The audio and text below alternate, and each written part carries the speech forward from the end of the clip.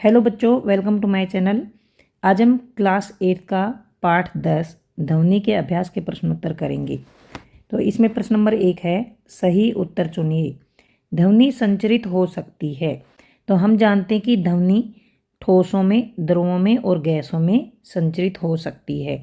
तो इसमें हमें सही उत्तर छांटना है।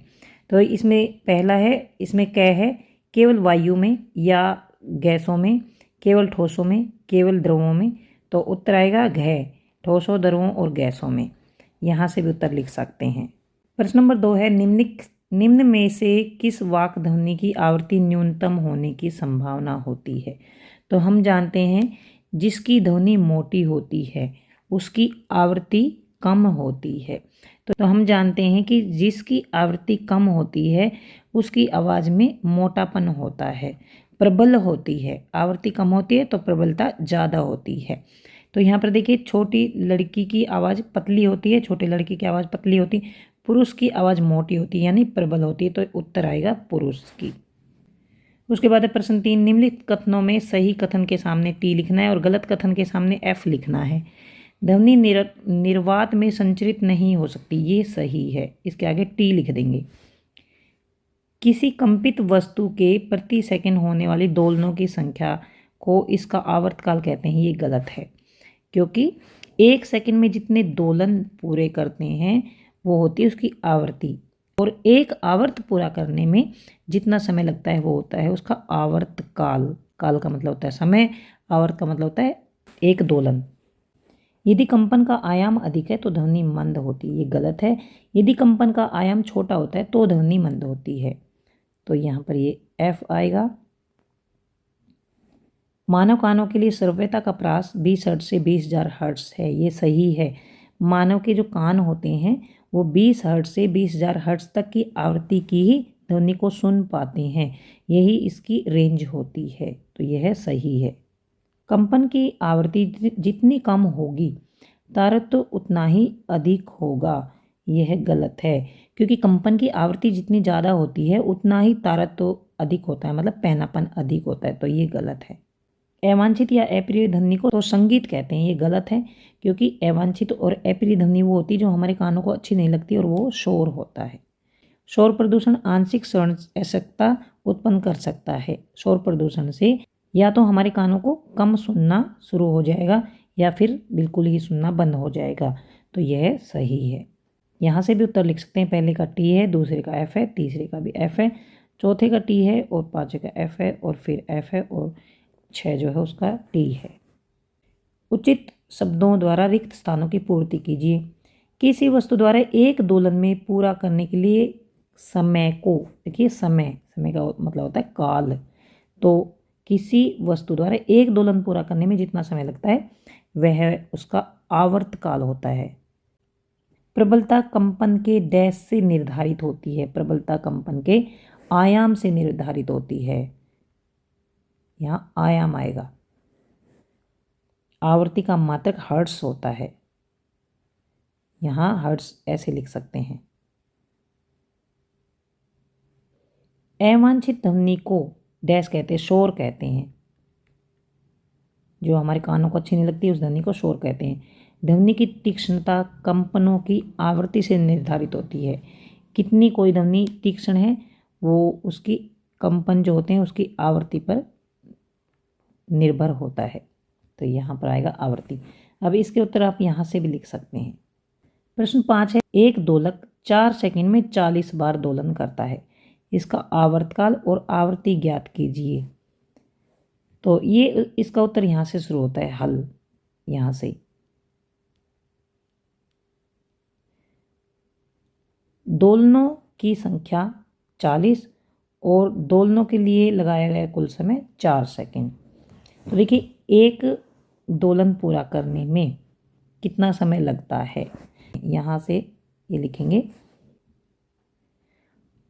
यहाँ पर दिया है 4 सेकंड में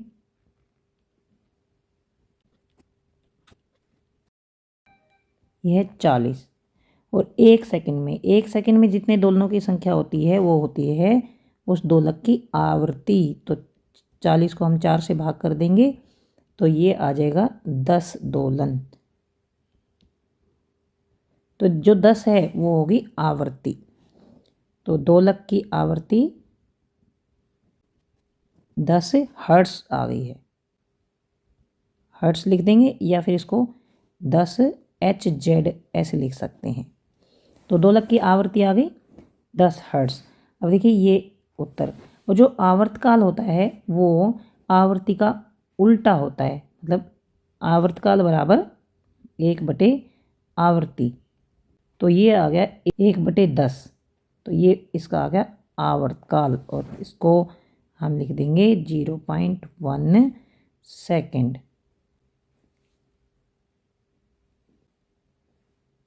प्रश्न 6 है, एक मच्छर अपने पंखों को 500 कंपन प्रति सेकंड की औसत दर से कंपित करके ध्वनि उत्पन्न करता है। मतलब 1 सेकंड में 500 कंपन होते हैं 1 सेकंड में। तो 1 सेकंड में जितने आवर्त होते हैं या फिर जितने कंपन होते हैं वो क्या होती है, उसकी आवृत्ति।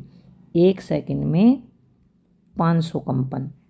तो ये हो गई इस ढोलक की आवृत्ति, यानी मच्छर के जो पंख हैं उसकी आवृत्ति हो गई 500 हर्ट्ज। और कंपन का आवर्तकाल निकालना है। जो आवर्तकाल होता है वो आवृत्ति का उल्टा होता है, मतलब उसका इसको पलट देते हैं। जैसे आवर्तकाल बराबर 1/आवृत्ति, ये हो गया 1/500 हर्ट्ज।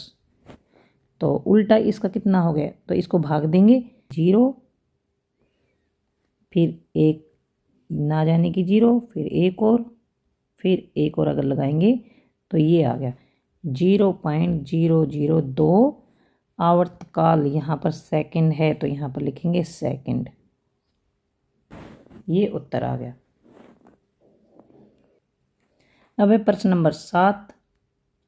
निम्न वाद्य यंत्रों में उस भाग को पहचानिए जो ध्वनि उत्पन्न करने के लिए कंपित होता है। तो ढोलक में कौन सा हिस्सा कंपित होता है, ढोलक में जो झिल्ली होती है, जैसे ये ढोलक होता है तो इसकी जो ये यहाँ पर देखिए तानित झिल्ली लगी होती है, तो जो तानित झिल्ली होती है वो कंपित भाग होता है ढोलक का। उसके बाद सितार, सितार में एक तार लगा होता है, जो सितार होता है यहाँ पर एक तार लगा होता है, तानित तार। और जो बांसुरी होती है, बांसुरी में वायु स्तंभ होता है, बांसुरी को बजाया जाता है तो उसमें जो वायु जाती है उससे वह बजती है, तो इसमें वायु स्तंभ लगा होता है। तो ये है वाद्य यंत्रों के नाम और ये है कंपित भाग। उसके बाद आते प्रश्न नंबर 8 पर, शोर तथा संगीत में क्या अंतर है, क्या कभी संगीत शोर बन सकता है। शोर और संगीत में अंतर। शोर जो होता है यह अप्रिय ध्वनि होती है, यह कष्टदायक होती है, यह हमारे कानों को अच्छी नहीं लगती, इससे स्वास्थ्य समस्याएं उत्पन्न होती हैं। और जो संगीत होता है यह प्रिय ध्वनि होती है, यह सुखद होती है और स्वास्थ्य समस्याओं से इसका कोई संबंध नहीं होता और संगीत को सुनने से हमें खुशी मिलती है। क्या कभी संगीत शोर बन सकता है। हाँ, संगीत उस अवस्था में शोर बन सकता है जब यह ऊंचा होता है, अर्थात इसकी तीव्रता अधिक होती है। जब ज़्यादा तेज लाउड जो संगीत बजता है तो वह शोर की तरह अच्छा नहीं लगता। जैसे हमें शोर अच्छा नहीं लगता तो ऊंचा संगीत भी हमें अच्छा नहीं लगता, तो वह शोर बन जाता है। अपने वातावरण में शोर प्रदूषण के स्रोतों की सूची बनाइए। शोर प्रदूषण के क्या क्या स्रोत हैं, जैसे गाड़ियों का शोर, लाउड स्पीकर, चालित मशीन जो मशीनें चलती हैं, पटाखे, AC वगैरह चलते हैं, रेडियो, टेलीविज़न या रसोई के जो बर्तन हैं अगर गिरते हैं या बजते हैं, खोमचे वाले जो ये बाहर सामान बेचते हैं, रेहड़ी पर टिक्की गोलगप्पे वगैरह बेचते हैं तो वो डंडी से बजाते हैं किसी बर्तन को, तो वो होते हैं खोमचे वाले, इनसे शोर प्रदूषण होता है। वर्णन कीजिए कि शोर प्रदूषण मानव के लिए किस प्रकार हानिकारक होता है। शोर प्रदूषण के हानिकारक प्रभाव, जैसे शोर प्रदूषण से नींद कम आती है, हाई ब्लड प्रेशर हो जाता है, उत्सुकता बढ़ जाती है और आंशिक श्रवण अशक्तता हो जाती है। मतलब या तो बिल्कुल ही सुनना बंद हो जाता है या कम सुनना शुरू हो जाता है। आपके माता पिता एक मकान खरीदना चाहते हैं, उन्हें एक मकान सड़क के किनारे तथा दूसरा सड़क से 3 गली छोड़कर देने का प्रस्ताव किया गया है। आप अपने माता पिता को कौन सा मकान खरीदने का सुझाव देंगे, अपने उत्तर की व्याख्या कीजिए।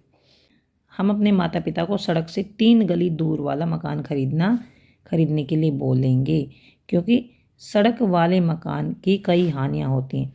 देखिए, अगर दुकान लगानी है हमें तो सड़क के किनारे खरीदने का फ़ायदा है, लेकिन उसमें रहना है तो 3 गली छोड़कर जो मकान है उसको खरीदने में फ़ायदा है, क्योंकि सड़क पर जो मकान होते हैं वहाँ पर बहुत शोर शराबा होता है, प्रदूषण भी बहुत ज़्यादा होता है, ट्रैफिक वगैरह का, हॉर्न वगैरह का बहुत ज़्यादा शोर होता है।